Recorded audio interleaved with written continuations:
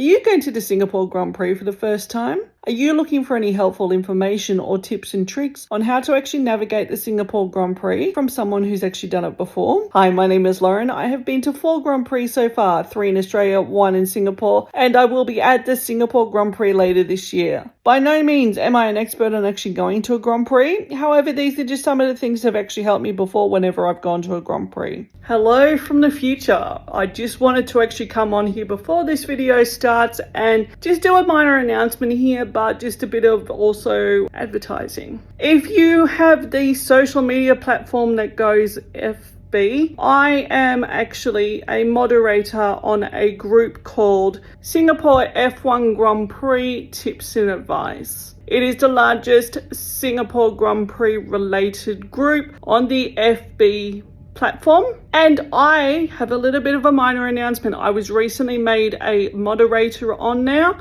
so if you have any questions or any advice, please come over and we can help you out as much as we possibly can. We are a very friendly group. We also have meetups organized throughout the Grand Prix weekend and also discounts as well at certain businesses. So if this interests you, please come on over and we will help you out as much as we can. Back to the video. So as you guys know, I did a part 1 video in regards to navigating the Singapore Grand Prix if you've got special dietary requirements. And in that part 1 video, I actually spoke about allergies and food sensitivities and food intolerances in that previous video. So if that actually kind of aligns with you, go and check out that previous video that I've done. So if you're someone like me and you're Jewish and you keep kosher, but also if you practice Islam and you keep halal, or if you are someone who actually might be Jain or another religious belief where you don't eat meat, for example, or specific meat, for example, how would you go about that at the Singapore Grand Prix, where there is a possibility they might not be able to cater for you? So first and foremost, Singapore actually has a very large Muslim community. So finding halal food actually is not a problem in Singapore. And there's also restaurants around Singapore which will actually have halal food served. There's many halal options at the Circuit Park as well. And there's also Gluttons Bay, the hawker centre, which actually has many halal options as well. So if you're of another religious background where you don't obviously eat halal, what do you do? So I contacted the Singapore Grand Prix organisers last year in regards to a couple of concerns I had actually raised with a religious dietary requirement. Now, they did go and say to me, oh, well, we do have plenty of food options out there for you. But the thing is, though, is that under the laws of kosher, that would be non-existent.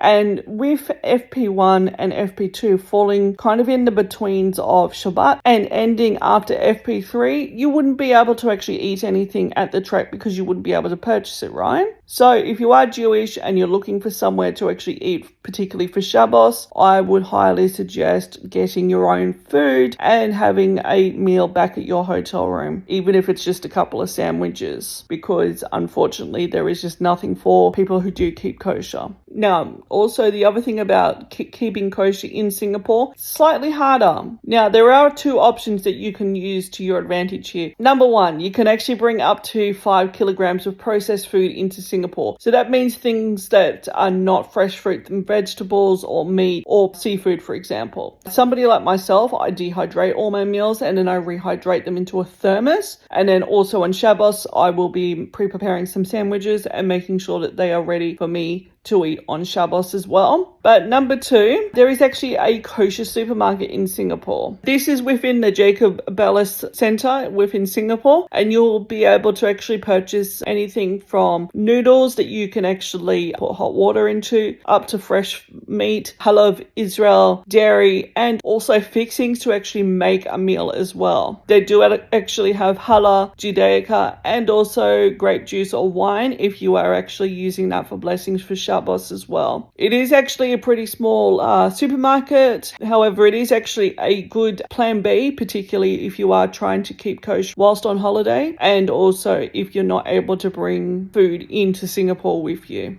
It will be enough to get you by at least. But what about if you are somebody who is say, vegetarian because of your religious beliefs, or you are vegetarian or vegan for, say, lifestyle reasons or health reasons. There are actually plenty of vendors around the circuit park, but also there will be vendors outside of the circuit park that will be able to cater for you. However, as I said in the previous video in regards to allergies and things like that, I would highly suggest maybe you're looking at getting a pass out, whether or not you actually have food back at your hotel room, or you've actually found a place that you love to actually eat that is, say, vegetarian, vegan, or something that you know that you can guarantee eat. Yes, you can actually leave the circuit park to actually go and eat, say, at that restaurant or your hotel room, whatever it might be. Just make sure that when you are departing to actually have your ticket scanned out. This is very important. You've got to make sure that your ticket is actually scanned out so you can leave, so that when you actually come back in, there's no hassles whatsoever. Now, there might be actually options for you that might be actually at one of the food courts. So you've got places like Suntec City, you've got Raffles Mall, or you actually have Marina Square, which are actually very close to the circuit park. And they'll have plenty of options there in that food court. But the other great thing actually about eating outside of the circuit park rather than actually eating within the circuit park, it will be considerably cheaper. Now, if you are actually vegetarian, I'm not going to say vegan, but vegetarian, you can also go to Little India, because there's plenty of South Indian restaurants within Little India that are actually vegetarian themselves, and you will be able to actually have a vegetarian meal. Now, I will say that dairy and egg may be served at these restaurants,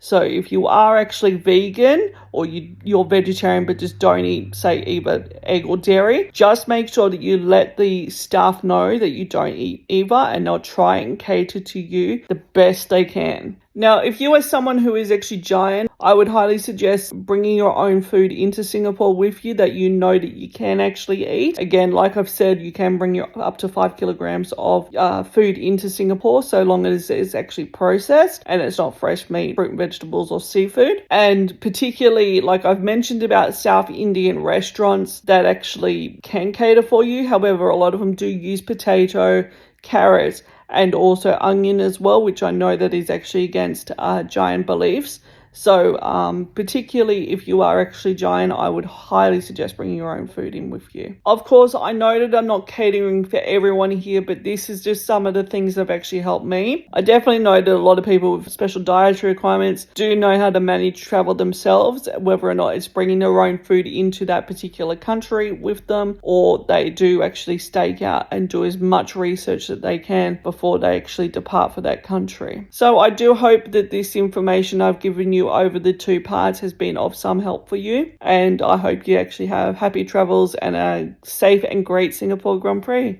Peace out, guys.